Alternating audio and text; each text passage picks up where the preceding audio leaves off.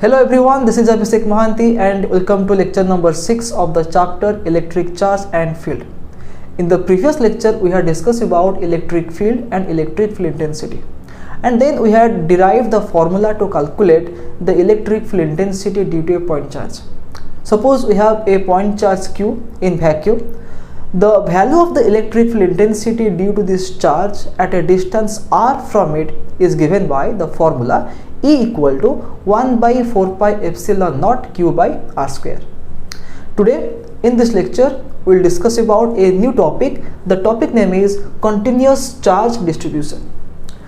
So the first question is that what is the meaning of charge distribution? Charge distribution means we have to distribute or we have to spread charge over a body.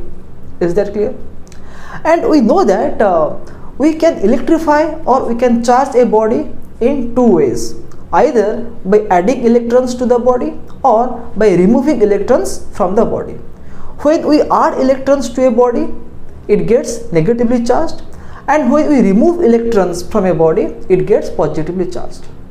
And in the first class, in the lecture number 1, we had discussed that the charge of a body is quantized. Means the charge of a body is always an integral multiple of E. Q is equal to NE. What is Q? Q is the total charge of a body. And what is E? E is 1.6 into 10 to the power minus 19 coulomb.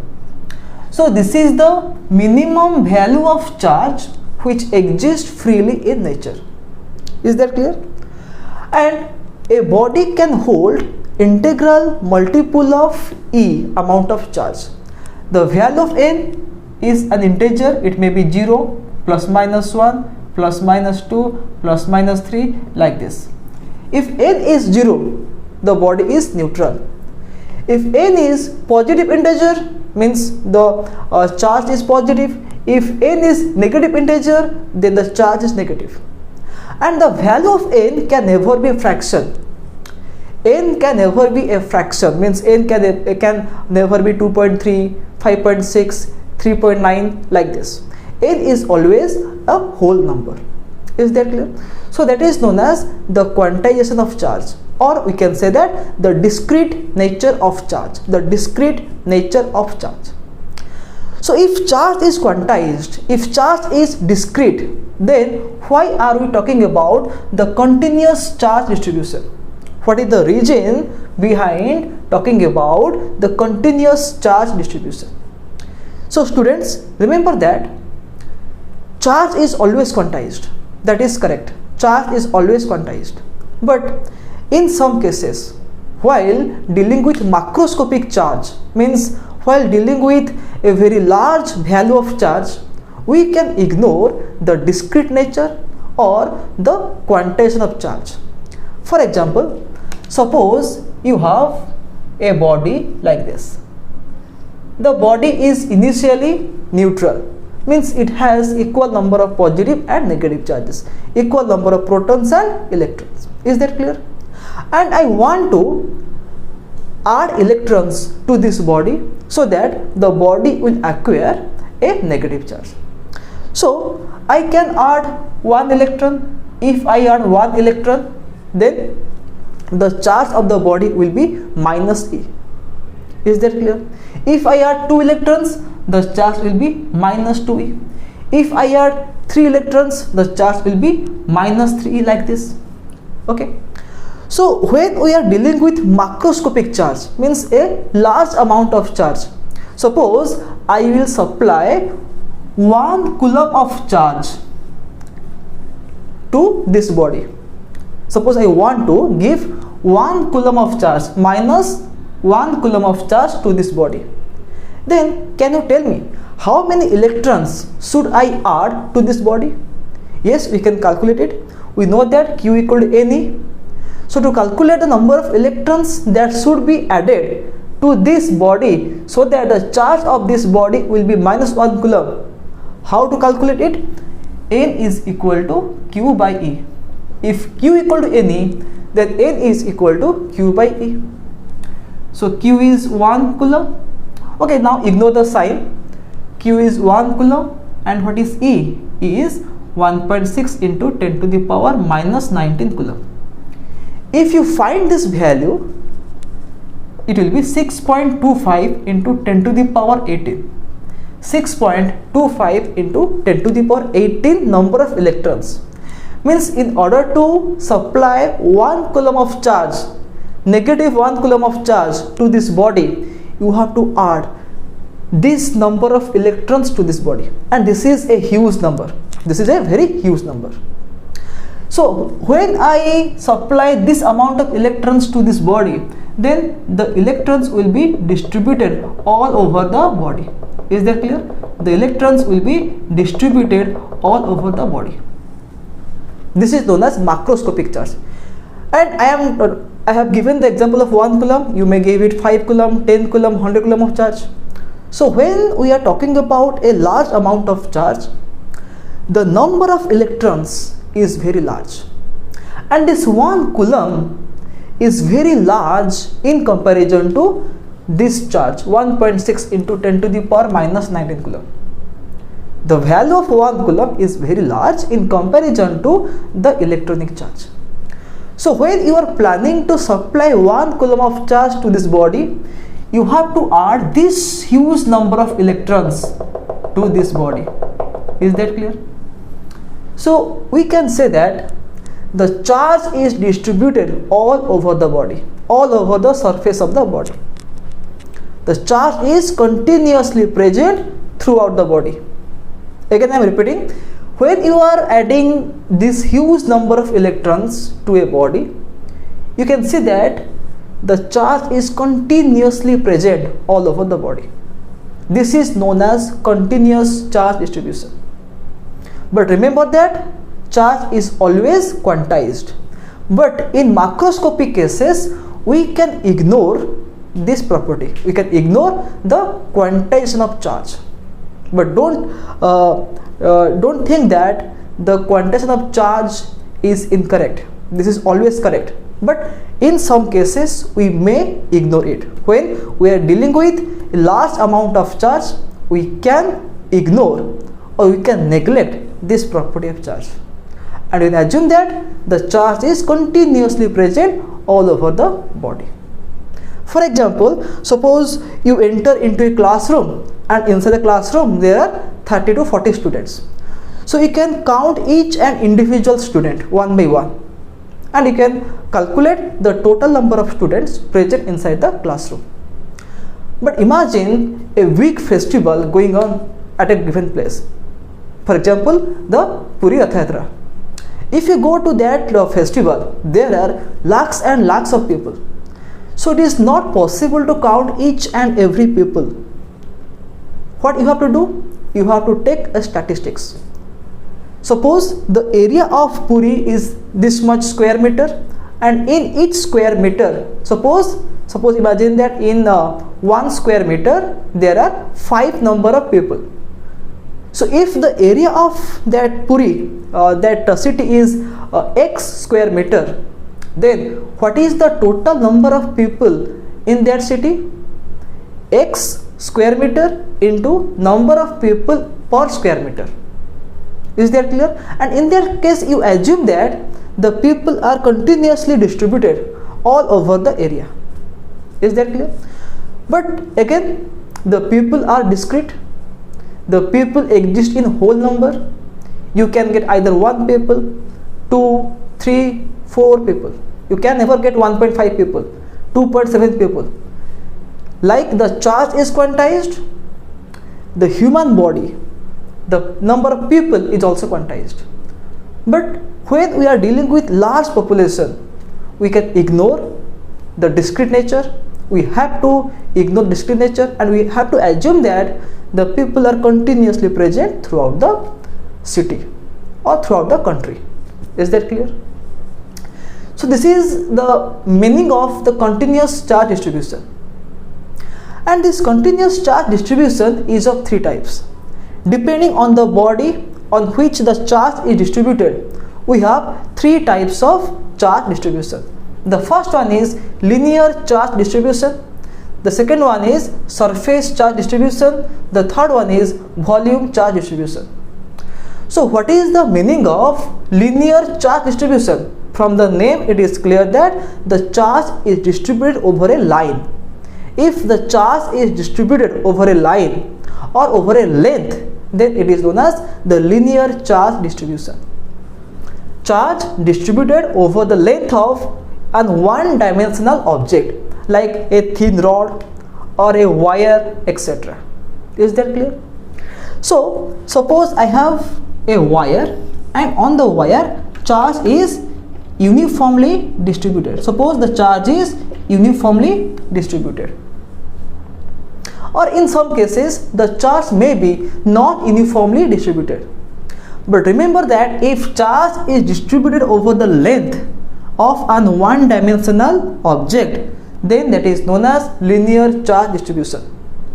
And this distribution, it may be uniform, it may be not uniform.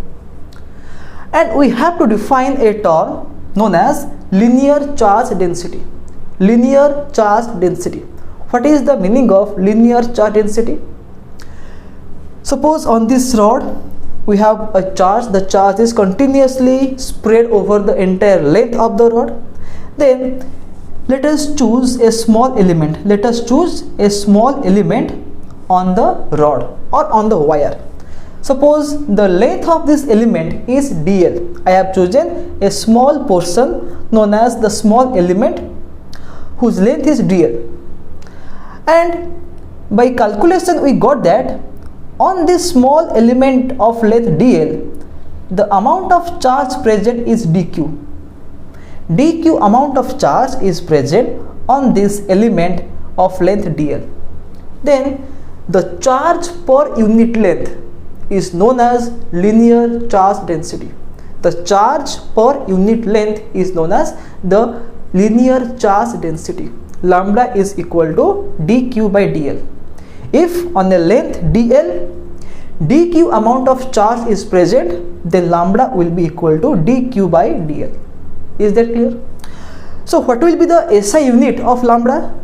The SI unit of lambda will be how much? dq by dl means coulomb per meter. Coulomb per meter. Charge by length, coulomb per meter, is the SI unit of the linear charge density. Is that clear? Suppose you know the value of lambda and you know the length of a small element, then how to calculate the amount of charge present on that element? Since lambda equal to dq by dl, so dq will be lambda into dl. If we know the value of linear charge density, then the amount of charge present on a small element of length dl is given by dq equal to lambda into dl. Is that clear? Now let us go to the second type of distribution known as the surface charge distribution. Suppose the charge is distributed over the surface of a body. For example, if I distribute charge over the surface of this board, then this will be known as surface charge distribution. Or suppose let us take a hollow sphere and distribute charge over the surface of the sphere, then that will also be known as surface charge distribution.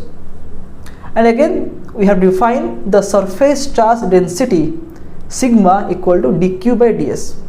Charge per unit area. In the first case, since charge is distributed over the length, we have defined charge per unit length as the linear charge density lambda. In this case, charge is spread over the surface area of the body. So we have to define the surface charge density, which is nothing but the charge per unit area. The third one is the volume charge distribution. When the charge is distributed over the volume of a body. For example, we have a solid sphere, and over the entire volume of the solid sphere, charge is distributed, starting from the center of the surface. Throughout the volume, the charge is distributed. Or suppose we have a cube or we have a solid cylinder, and the charge is spread over the entire volume of the three-dimensional object. That is known as volume charge distribution. And here we define the volume charge density rho as the charge per unit volume, dq by dv. So the unit of lambda is coulomb per meter, the unit of sigma will be coulomb per meter square, and the unit of rho will be coulomb per meter cube. Okay, so we have three types of continuous charge distribution, and accordingly we have three types of charge density: linear charge density, surface charge density, and volume charge density. Lambda is equal to dq by dl, sigma is equal to dq by ds, and rho is equal to dq by dv. So this is all about the continuous charge distribution. So in the previous class we had derived a formula to calculate the electric field intensity due to a point charge. Is that clear? Now I will solve a problem where we have a continuously distributed charge over a ring, and we have to find the electric field due to a continuous charge distribution. Let us solve that question. The question is, suppose we have a ring whose radius is a. We have a ring, the radius of the ring is a, and a positive charge is uniformly distributed over the ring. This is the ring, okay, and the radius of the ring is a. A is the radius of the ring. Let me redraw the diagram here. Okay, this is the ring and this is the radius. The radius of the ring is a. O is the center, and positive charge is uniformly distributed over the ring. So students, remember that when we distribute charge over a ring, it is example of linear charge distribution. It is the example of linear charge distribution because charge lies on the circumference, on the boundary of the ring. So if A is the radius, then the circumference will be 2 pi a. Is that clear? If A is the radius, the circumference will be 2 pi a. And suppose the total charge on the ring is Q. Suppose the total charge on the ring is Q. Q is the total charge. Then lambda will be how much? Total charge by total length. Q by 2 pi a. What is 2 pi a? 2 pi a is the circumference of the ring. So over this 2 pi a length, Q amount of charge is distributed. So lambda means the linear charge density, means charge per unit length will be how much? Q by 2 pi a. And this is the axis of the ring. Okay, this is the axis of the ring, means the ring is like this. This is the ring, the center is here, and this is the axis. On the axis I have a point P. On the axis I have a point P, such that the distance of point P from the center O is x. Distance of the point P from the center O is x. So we have to find the electric field due to this charged ring at this point. So students, till now we only know one formula to calculate electric field, that is due to a point charge. E equal to 1 by 4 pi epsilon naught Q by R square. That is a formula that we know. But this is not a point charge. This is a ring, an extended object.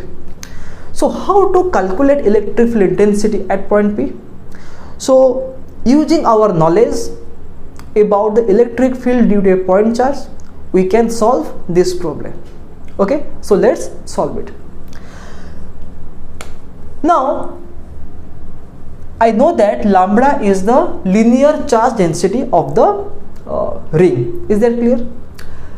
I will consider a small element. I will consider a very small element of length dl at point A. Okay, at point A I will consider a small element of length dl. And small element means what? The length is very small, dl is very small. You can take the value of dl as small as possible. So now tell me, if I choose an element of length dl, what will be the charge? What will be the small amount of charge present on that element? dq will be lambda into dl. If lambda is the linear charge density, then over a length dl, the small amount of charge present is dq equal to lambda into dl. And since the length of the element is very small, I can consider this to be a point charge. Point charge means the size of the charge body is very small as compared to the distance at which its effect is calculated, means its electric field or its force is calculated. So since we have taken the length dl to be very small, we can assume that this is a point charge. Is that clear? And we know what is the formula for electric field due to a point charge. So our aim is to calculate the total electric field at point P, and for that we have chosen a small element of length dl at A, and the charge on that element is lambda into dl, dq equal to lambda into dl. Now if I join this element with the point P like this, then what will be this distance? This distance will be r equal to a square plus x square square root. Using Pythagoras theorem, this is 90 degree, so this is the hypotenuse. Okay, so r will be square root of a square plus x square. The distance of this element from point P is this much. And student, remember that if you choose any element, at any point on the ring, the distance of that element from the point P will be the same. Is that clear?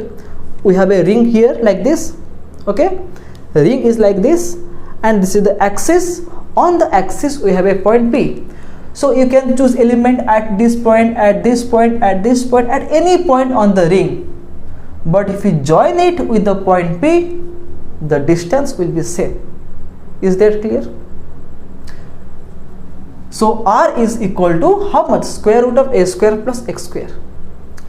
And since this is a positive charge, the electric field due to this positive charge at this point will be how much? Suppose DE1 vector is the electric field due to the charge present on this element at this point P. Then what will be the magnitude of DE1? The magnitude will be 1 by 4 pi epsilon naught into charge means dq divided by distance square. Distance square means r square, so it will be a square plus x square. Okay, r is square root of a square plus x square, so r square will be a square plus x square. Okay, so this is the value of or the magnitude of DE1. DE1 means the electric field at point P due to the element at A. And what will be its direction? Remember that for a positive charge, the electric field is directed away from the charge. Why? Because in the previous class we had discussed that E vector is equal to F vector by Q naught, and I had told you that the direction of electric field is same as the direction of electric force acting on the test charge. Okay, suppose we have a charge Q and we have to find electric field at point P. Okay, so at point O we have a source charge Q, this is a positive charge, and we have to calculate electric field at point P, which is at a distance r from it. What is the formula? The value is 1 by 4 pi epsilon naught Q by r square. This is the magnitude of electric field intensity. But what is the direction? the direction is same as the direction of force acting on the test charge. So if you place a test charge here, then tell me what will be the direction of electrostatic force acting on the test charge. The test charge is always positive, I had told you, and here the source charge is also positive. So this source charge will repel the test charge away from it. So remember that for a positive charge, electric field is always directed away from the positive charge, because the force is directed away from the positive charge. But if you take a negative source charge and if you place a test charge here, then the force on test charge will be attractive force, means towards the negative charge. And since force is directed towards negative charge, electric field is also directed towards negative charge. So remember these 2 points. For a positive charge, electric field is directed away from positive charge, and for a negative charge, electric field is directed towards the negative charge. Is that clear? So here we have a positive charge. So electric field due to this element at the point P will be directed away from it. This is dE1 vector. I can write the direction as along AP. The direction is along AP. This is the magnitude of dE1 vector, and this is the direction which is along AP. Now I will consider second element diametrically opposite to the first element. This is the first element at A. I will consider another element, the second element, which is diametrically opposite to the first element, means here. At point B, I will consider the second element, and the length of this element is same as the first element. Length is dl. So the same amount of charge will lie on this element because we have uniform charge distribution. So on this element we have the same charge dq equal to lambda dl, and this element is at the same distance from point P. The distance of both the elements from point P are equal. I have told you that if you choose any element, on the ring, all of them will be at equal distance from the point P, and electric field due to this charge at this point P will be again directed away from it because this is also positive charge. So dE2 vector means electric field due to this element. So since we have the same charge dq and the distance is also same, a square plus x square square root, so what will be dE2 vector? 1 by 4 pi epsilon naught dq divided by a square plus x square. Okay, so dE1 vector and dE2 vector have the same magnitude, but the directions are different. This one will have direction along BP, Is that clear? So this is dE2 vector. Now you can see that the magnitude of dE1 is same as the magnitude of dE2. Both have the same magnitude. Let us say the magnitude is dE. dE1 vector magnitude is this much, dE2 vector magnitude is this much, and both are equal. Let us say this value is dE, means dE1 is equal to dE2 equal to dE. Okay. Now suppose assume that this angle is theta, then this angle will also be theta because the two triangles AOP and BOP, they are congruent triangles. If this angle is theta, then this one will also be theta. Now let us resolve these two electric fields. Let us resolve the two electric fields into their rectangular components, x component and y component, or you can say the vertical component and the horizontal component. If this angle is theta, then this angle is also theta because they are opposite angle. Similarly, if this angle is theta, then this angle will also be theta because they are opposite angles. Now if I resolve dE1 vector into its components, I will get dE1 cos theta along this direction and dE1 sin theta in the vertically downward direction. Similarly, if you resolve dE2 vector into its components, you will get dE2 cos theta along the horizontal direction and dE2 sin theta along the vertical direction. Is that clear?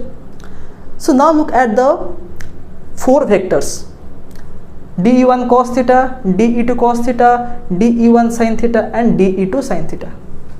You can see that dE1 sin theta and dE2 sin theta, they are opposite to each other.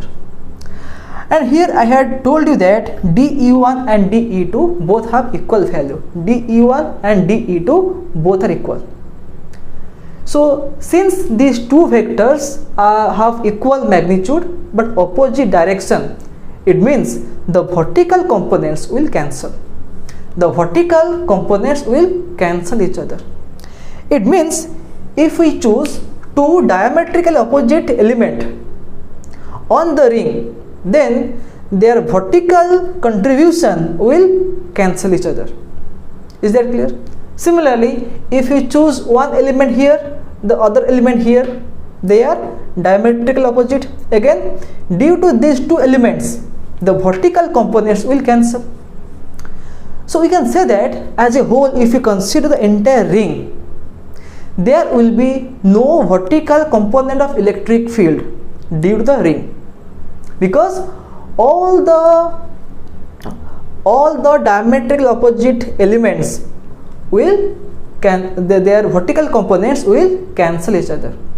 But look at the x component or the axial component, the horizontal component. dE1 cos theta and dE2 cos theta, they have the same direction. Both are towards right along the axis. So they will be added up. So the total electric field due to these two elements will be how much? dE1 cos theta plus dE2 cos theta, and dE1 dE2 both are equal. That is equal to, I can write 2dE cos theta. And what is dE? This is dE and this is also dE. Is that clear? So this is equal to 2 into 1 by 4 pi epsilon naught dq divided by this much, a square plus x square. So 2 in place of dE, I have written this value. And what is cos theta? Look at this triangle AOP. Cos theta will be b by h, x by r, b by h or x by r, or I can write x by a square plus x square square root or power half. Is that clear? Or I can write 1 by 4 pi epsilon naught 2 into dq into x divided by a square plus x square power 3 by 2. Okay. And what is dq? In place of dq, put this value lambda into dl. In place of dq, put the value lambda into dl. Okay. So the electric field due to these two elements at the point P is given by this value, but we have to find the electric field due to the entire ring, the total electric field due to the entire ring. So what will be the value of E? E means the electric field at the point P due to the entire ring. This is equal to integration of 2 dE cos theta. Integration of this value. Integration of this value. So in place of 2 dE cos theta, you can put this value 1 by 4 pi epsilon naught 2 lambda dl into x divided by a square plus x square power 3 by 2 integration. And here you can see that all the terms are constant. This 1 by 4 pi epsilon naught is a constant quantity, 2 is constant, lambda is constant, x means the distance of point P from the center, that is also constant, and the denominator is also constant, but this dl is a variable. So take all the terms outside and only keep dl inside the integration symbol. So it will be 1 by 4 pi epsilon naught 2 lambda x divided by a square plus x square power 3 by 2 integration of dl. Is that clear? So what is dl? dl is the length of a small element. Length of the small element. So what will be the integration of dl? If I choose elements on the ring and if I take the summation of all the length of elements, then I will get the total circumference of the ring, which is 2 pi a, which is 2 pi a. But in this case I will not write 2 pi a, I will write only pi a, because look at this expression. How did I get 2 dE cos theta? I got 2 dE cos theta since I have considered the electric field due to the two elements, one on the upper half, the other on the lower half. Means I have taken two elements simultaneously. I have taken two elements simultaneously. So I am considering dl plus dl. At a time I am taking two elements, one from upper half, other from lower half. Is that clear? Similarly, if you take an element here, then the diametrical opposite element will be here. So simultaneously, since we are taking two elements from each half of the ring, we should not write 2 pi a here, because we have already multiplied 2 here. We have already multiplied 2 here. So only write pi a, only write pi a, 1 by 4 pi epsilon naught 2 lambda x into pi a divided by a square plus x square power 3 by 2.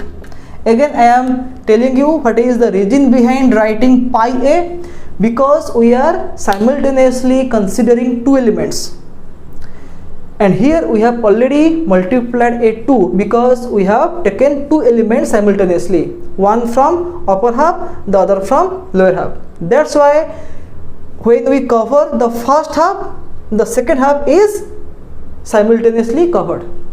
Is that clear? So if you write only d cos theta integration, if you write only integration of d cos theta, then you can write 2 pi here. But since we are writing 2 d cos theta integration, we have to write pi a here, because we have already multiplied a 2 before. Okay, so what will be the result here? 1 by 4 pi epsilon naught lambda into 2 pi a. What is 2 pi a? 2 pi a is the circumference. So lambda is the linear charge density. So lambda into 2 pi a will be how much? Q. Q means the total charge on the ring into x divided by x a square plus x square power 3 by 2. Is that clear? So the electric field expression for this charged ring is how much? 1 by 4 pi epsilon naught qx divided by a square plus x square power 3 by 2. So in this way you can find or calculate the electric field due to a continuous charge distribution. Is that clear? And there is a special case in this problem. What is the special case? if the point P is at a very large distance, if the point P is at a very large distance, means x, what is x? X is the distance of P from the center O. If the point P is at a very large distance, then the value of x will be very large than the radius of the ring. So if P is at very large distance means if x is much greater than a, means the size of the ring is very small as compared to the distance x, then in that situation a square plus x square will be nearly equal to x square, because x is very large than a, so x square will obviously very large than a square. So a large quantity, a very large quantity and a very small quantity, their sum will be approximately equal to the large quantity. So in that case, what will be the value of E? 1 by 4 pi epsilon naught qx divided by a square plus x square is approximately equal to x square, so it will be x square power 3 by 2 or 1 by 4 pi epsilon naught qx divided by x cube, so it will cancel, we will get 1 by 4 pi epsilon naught q by x square.